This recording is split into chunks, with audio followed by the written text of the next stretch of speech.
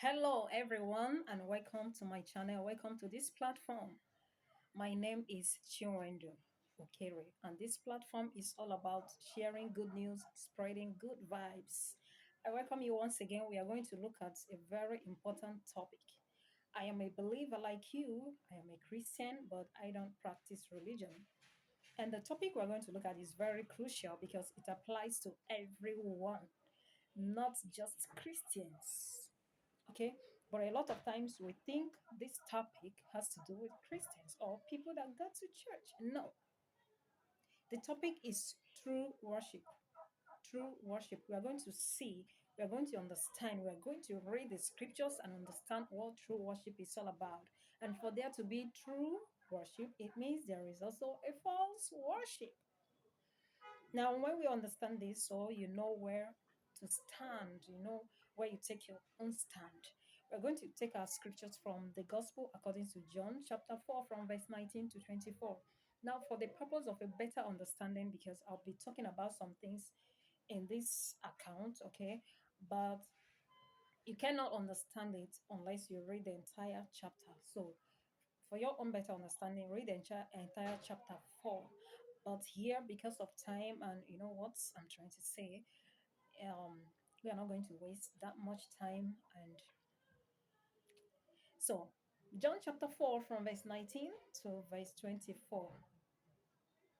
The woman said unto him, if you don't read the entire chapter, if you don't go back to the beginning, you will not understand who this woman is and who the him is.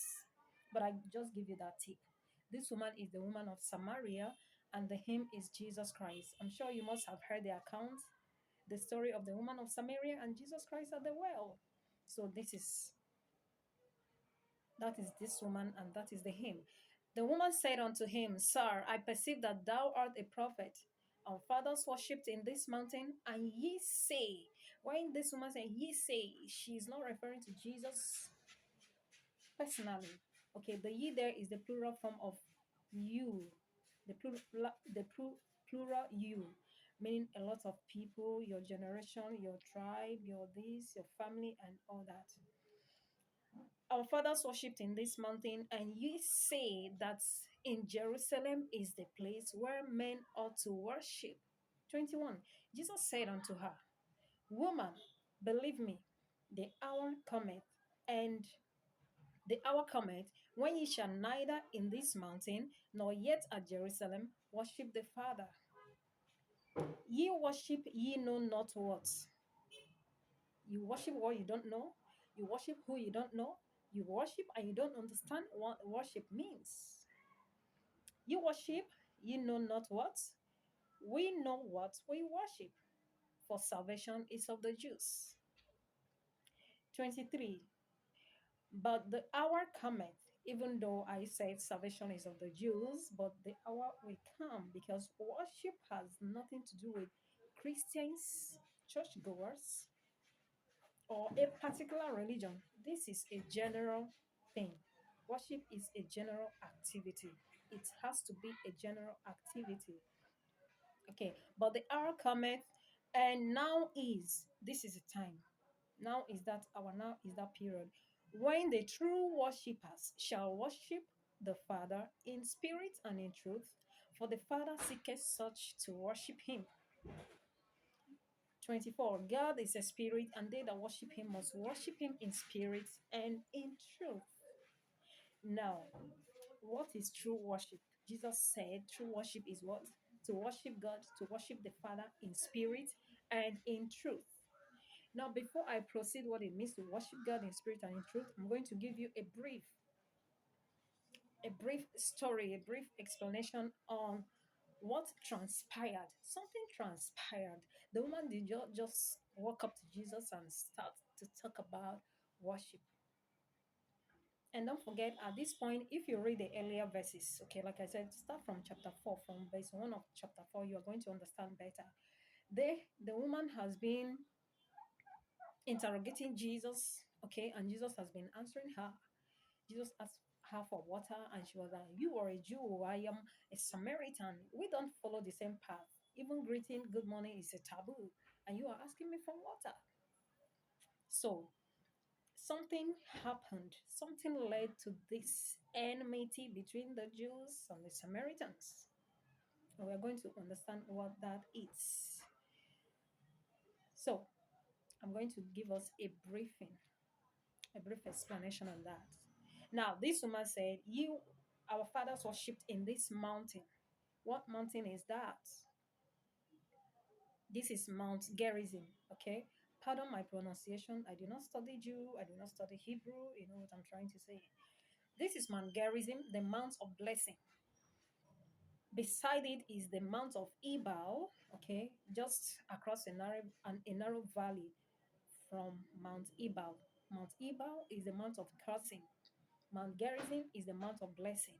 Deuteronomy chapter 11, read from verse 26. You see God talking about after the Israelites have settled, okay, God was talking to the Israelites through Moses, and he said, I've set before you a blessing and a curse. You obey me, you take the blessing. You disobey, you take the curse. So that's the mountain. So any blessing will come from that mountain, and any cursing will come from Mount Ebal. Any blessing will come from Mount Gerizim.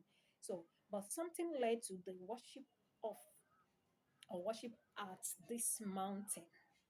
And we are going to understand that. Now, about 332 BC, before Christ was born, don't forget this man was talking to Christ, even though she did not know she was talking to Jesus Christ. She thought she was just talking to a prophet, anyone. Now, 332 BC, Sanballat, the governor of Samaria at the time, Persia was ruling Samaria. Okay, Samaria was under the rule of Persia or under the Persian rule, and Sanballat was the governor of Samaria. And now he opposed Nehemiah. He opposed Israel under Nehemiah. Okay, this is opposition, just like we have in political parties, opposition. This one, there's a breaking away of a government. There's a breaking away of someone, a member of the church. There's a breaking away of a pastor going to form his own church. Okay, so this is opposition here. So Sanballat opposed Israel and then went over to the side of Alexander the Great. I'm sure you have heard the story of Alexander the Great. So he went over to him. They no longer, Samaria has broken away from Israel. Samaria no longer obeys or follows Israel's rules. Samaria now has set up some things, and this is what we are going to look at. Okay, now read Nehemiah chapter 4 from verse 7. You're going to understand also this opposition. You understand it better. Now, when Sanballat opposed Israel and went over to Alexander the Great, he asked Alexander for permission. So Alexander granted him the permission and he built a temple at this mountain. Don't forget, this woman said, our fathers worship in this mountain, but ye say it is Jerusalem where men ought to worship. So there is an opposition, there is a controversy, there is a breaking away. So Samaria no longer follows what Israel follows.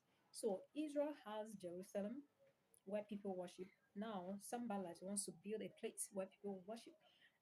The people of Samaria no longer go to Jerusalem to worship because there is an enmity, there is a breaking away, there is a controversy. Now Alexander granted him the permission and he built a temple at that Mount Gerizim.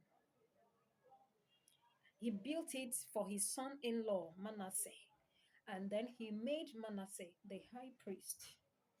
And at this point, there is an opposition. So everything we are doing our own. We no longer follow your rules. And then they no longer accept the Jewish Bible. They accepted the Pentateuch. You see that in Josephus. Okay.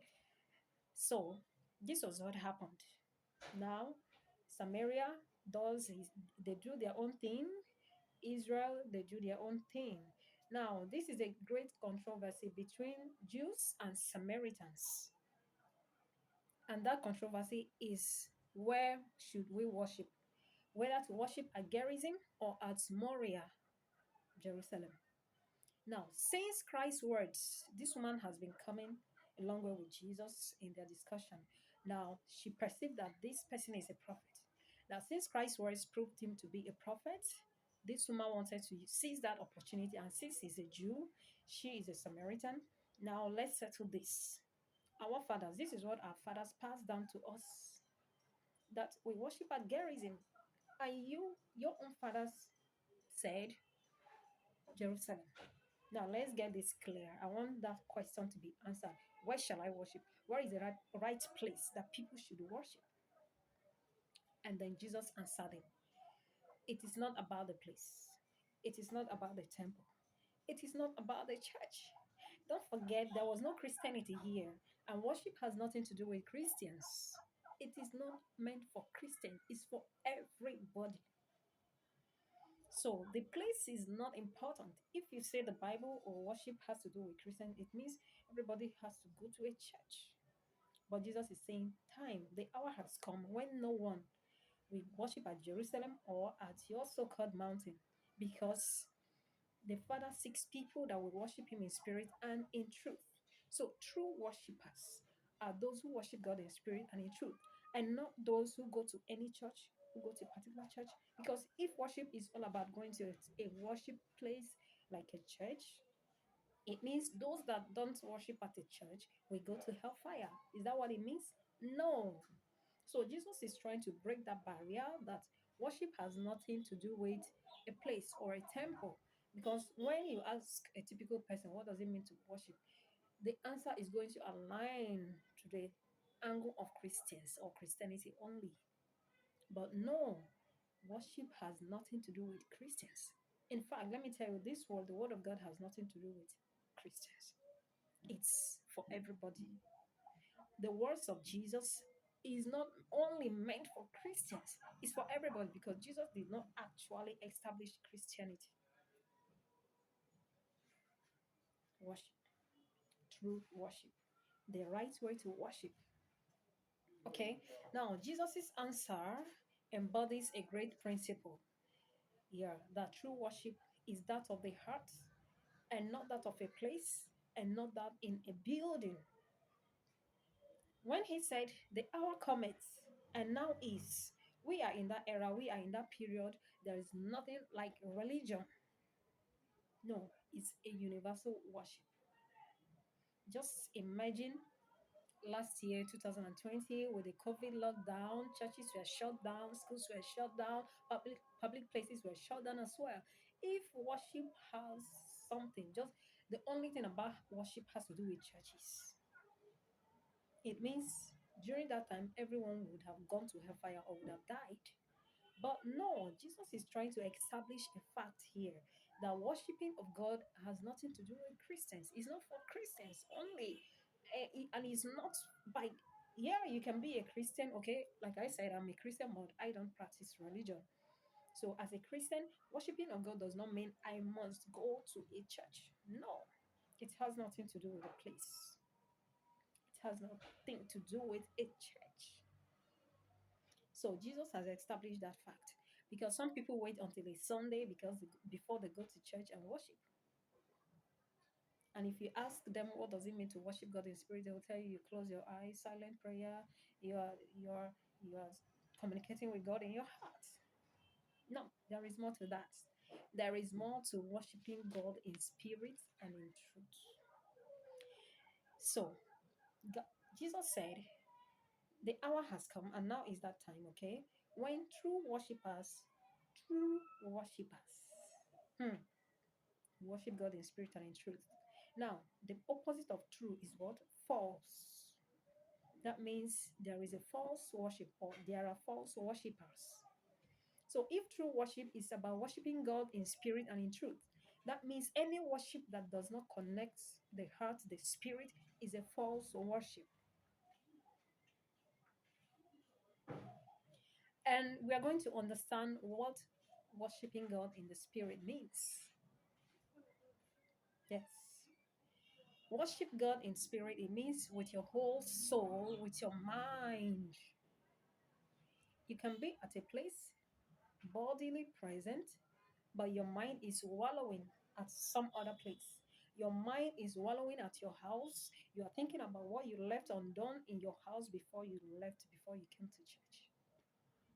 So that is not a true worship if your heart is not in it. If your heart is not where you are, is not in what you are doing, it is a false worship. So many of us practice this false worship, thinking what makes us worshippers or true worshippers is when we go to church. God will not, God will be partial, or let me say, God is not partial. Okay, if or even Jesus himself talking about this subject of worship, if he attributes worship to only Christians or going to church, there are other people in this planet that are not Christians, but they worship and they worship God. But what is important is how to worship God. It has nothing to do with a church or a place because everyone don't belong to the same religion.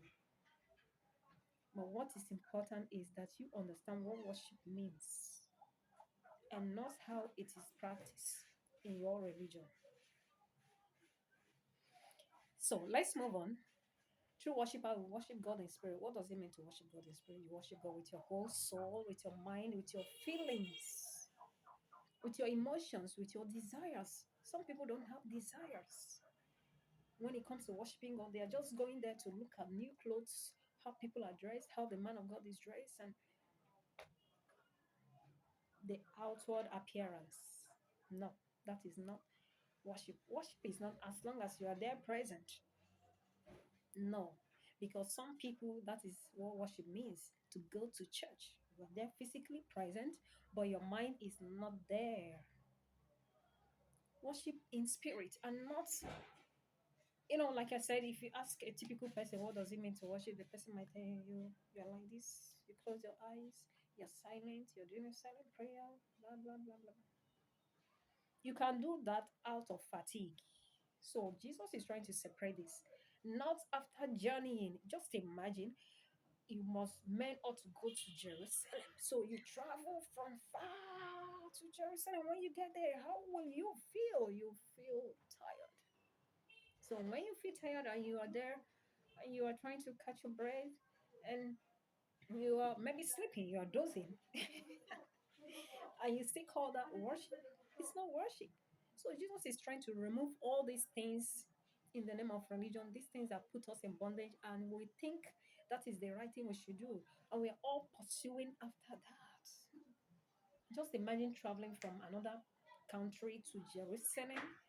Oh, when you get there, you're going to feel tired.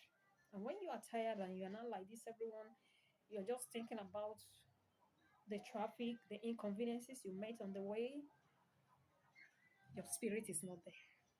Your heart is not there. Your mind is not there. Your emotions are not there. Your feelings are not there. So that is not worship. So Jesus is trying to separate all these things. All these things. It's not important the place. It's not as far as I go to church.